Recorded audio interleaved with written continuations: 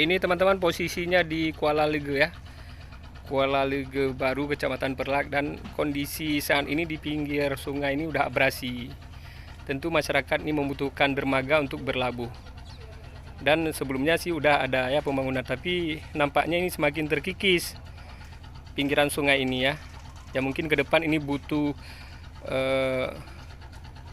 tanggul untuk penahan abrasi air pasang sehingga masyarakat mudah ya untuk memuat ikan. Apalagi di sini ada rumahnya warga yang udah kena abrasi di pinggir sungai Kuala Lege.